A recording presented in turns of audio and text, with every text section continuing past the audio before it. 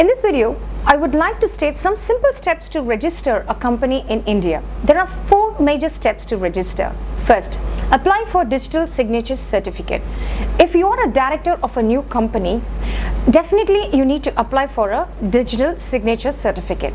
Or if you're trying to set up your own company, then you need to submit the required application and provide copies of your ID and address proof. The overall process for submitting the application to approval usually takes 2 days.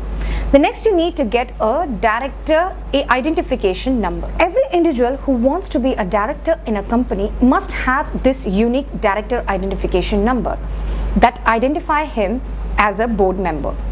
The individual has to submit an affidavit, his or her PAN copy and proof of address. The time required to get DIN is again not more than 2 days under normal circumstances. And the next step is to check for availability of the name, the person who has chosen for his company.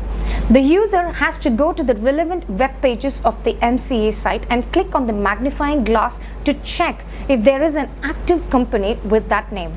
They should ideally provide 2 to 3 name options so that the ROC can approve a suitable name without having to reapply, because the first name they choose can be rejected. The next one is to draft the memorandum and articles of association. This involves finalizing the documents that are called the constitution of the company. These documents define what the company can and cannot do. They can include all details such as nature of the business, name of the directors, place of business, etc. The next one, I'm going to talk about filing the forms and submitting the application.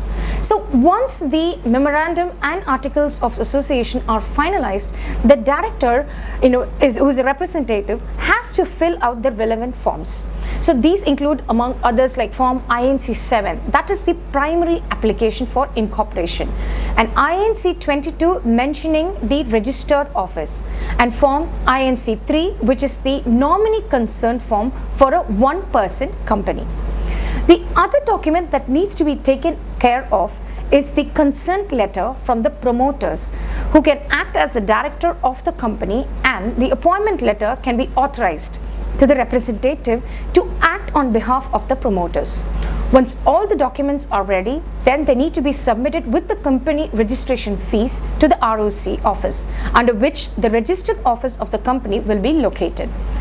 Once the registrar approves the company documents, he incorporates the company and provides the company with an incorporation certificate.